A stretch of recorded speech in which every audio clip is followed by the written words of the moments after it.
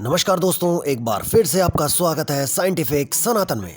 दोस्तों, आज का मुद्दा थोड़ा गंभीर विषय का है और हमारा मकसद किसी पार्टी की विचारधारा को बताने का नहीं है, ना ही किसी लीडर का महिमा मंडन करने का। हमारा मकसद है सनातन की बात करने का। जहाँ भी सनातन की पॉजिटिव या नेगेटिव बात होगी, हम आपके सामने जरूर रखेंगे। तो दोस्तों, आज का मुद्दा है कि क्या सनातन का फूल दक्षिण भारत के सबसे बड़े राज्य में भी खिलने जा रहा है, और अगर ऐसा है तो वो कैसे पॉसिबल हो पाएगा। जी हाँ दोस्तों, हम बात कर रहे हैं तमिलनाडु की, जहां 2011 की जनगणना के अनुसार हिंदू पॉपुलेशन करीब 90% है। लेकिन हैरानी की बात जब होती है जब तमिलनाडु के बड़े बड़े लीडर हिंदू विरोधी बयान देते हैं। यहाँ तक कि उन्होंने प्राण प्रतिष्ठा के लाइव प्रोग्राम पर भी रोक लगा दी थी। इतना सब होने के बाद भी चुटपुट विरोध प्रदर्शनों के अलावा तमिलनाडु में ज्यादा शोर नहीं मचा। तो दोस्तों, ऐसा होता क्यों है? दरअसल तमिलनाडु में हिंदू कभी एकजुट हुआ ही नहीं, या यूं कहा जाए कि उसको एकजुट होने ही नहीं दिया। बाकी भारत के हिंदुओं से भी उन्हें कभी भाषा के नाम पर, कभी आर्यन द्रविड़ के नाम पर,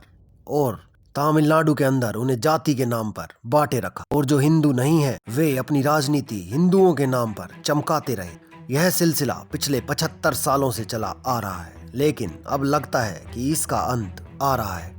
तमिलनाडु में एक ऐसा चेहरा जो सोशल मीडिया पर पिछले कुछ समय से ट्रेंड कर रहा है, सनातन की लो वहां पर जलाने के लिए तैयार है। आखिर कौन है वह व्यक्ति जिसे दक्षिण का योगी कहा जा रहा है, दक्षिण का सिंघम कहा जा रहा है? आइए जानते हैं इस सच्चे सनातनी शेर के बारे में, जिसने थोड़े से समय में ही तमिलनाडु के मिशनरियों, विपक्षी दलों के नाक में दम कर दिया है। इस शख्स का नाम है अन्नामलाई। आपको बता दें कि अन्नामलाई एक राष्ट्रीय पार्टी के नेता हैं जो पिछले कुछ समय से तमिलनाडु में बहुत ज्यादा लोकप्रिय हो गए हैं। अन्नामलाई का पूरा नाम अन्नामलाई कुप्पुसामी है, लेकिन लोग उन्हें प्यार से सिर्फ अन्नामलाई बुलाते हैं। अन्नामलाई के साथ जितनी भी पोस्ट हुई हैं, उसमें से ज्यादातर पोस्ट में लोगों ने अन्नामलाई को जमीन से जुड़ा हुआ नेता बताया है। साथ ही उन्हें जूनियर मोदी, जूनियर योगी भी बोला जा रहा है। इन पोस्ट में यह भी कहा जा रहा है कि तमिलनाडु के अगले सीएम अन्नामलाई होंगे। वहीं इन पोस्ट में अन्नामलाई को गरीब लोगों के साथ बात करते, उनके हाथों से खाना खाते और ध्यान से उनकी बात सुनते हुए देखा जा सकता है। हाल ही में अन्नामलाई ने आल्ट के फाउंडर मोहम्मद जुबेर को कोटाई अमीर कम्युनल हारमोनी अवार्ड 2024 से सम्मानित करने पर तमिलनाडु के सीएम स्टालिन की काफी आलोचना की। उन्होंने ट्विटर पर एक लंबा पोस्ट लिखा और इसके बाद विरोध किया। इसके बाद से ही वह ट्विटर पर और सोशल मीडिया के अन्य प्लेटफॉर्मों पर छा गए। आपको बता दें कि अन्नामलाई एक किसान परिवार से आते हैं। उन्होंने भारत के सबसे प्रसिद्ध मैनेजमेंट इंस्टीट्यूट IIM से पढ़ाई की। इस दौरान अन्नामलाई ने पढ़ाई करते हुए खुद का बिजनेस भी किया। इसके बाद उन्होंने UPSC की परीक्षा दी और IPS बने। तमिलनाडु के करूर जिले में अन्नामलाई को लोग काफी पसंद करते हैं। दोस्तों, आपने लोगों के बहुत सारे विदाई समारोह देखे होंगे, लेकिन कभी ऐसे पुलिस वाले का विदाई समारोह नहीं देखा होगा जहाँ पर लोगों की आंखों में आंसू आ जाते हैं, लोग प्रदर्शन करते हैं, लोग समर्थन करते हैं।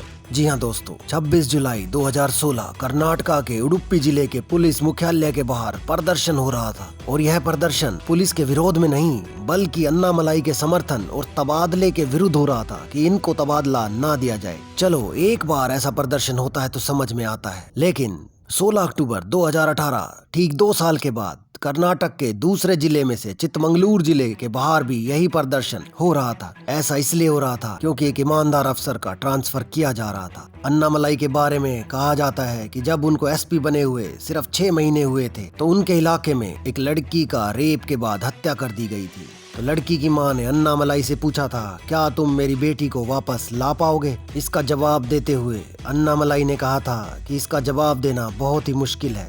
एक माँ की आंखों में देखकर जवाब देना जिसकी 17 साल की बेटी के साथ रेप हुआ हो और फिर हत्या कर दी गई। मैंने उनसे कहा, नहीं, मैं ऐसा नहीं कर सकता, लेकिन मैं ये सुनिश्चित कर सकता हूँ कि वो सबके दिलों में रहे। बाद में कुछ समय के बाद अन्नामलाई ने पुलिस प्रशासन से इस्तीफा दे दिया और वो देश सेवा करने के लिए राजनीति में उतर आए। तमिलनाडु, जहां भगवान राम के चरण पड़े, जहां रामेश्वरम जैसा पवित्र स्थान है, लेकिन हिंदुओं की बात करने वाला कोई नहीं है। DMK हो या AIDMK, दोनों की राजनीति अलग ही दूरी पर टिकी हुई है। सनातन की ताकत न होने के कारण वहां के मुख्यमंत्री आए दिन हिंदू विरोधी बयान देते रहते हैं, क्योंकि उन्हें अपने पद के जाने का कोई डर नहीं है। ये पार्टियां हिंदुओं को ऊंची नीची जाति में बांटकर, जैसा कि भारत के अन्य राज्यों में भी होता आ रहा था, लेकिन अन्य राज्यों के हिंदू अब एकजुट हो चुके हैं। ऐसे ही तमिलनाडु में भी पिछले कुछ समय से हाल बदल गए हैं और अब ऐसा लग रहा है कि मानो तमिलनाडु में सनातनियों को अपनी ताकत का एहसास हो चुका है। उन्हें एक ऐसा शेर मिल चुका है जो ईमानदार है,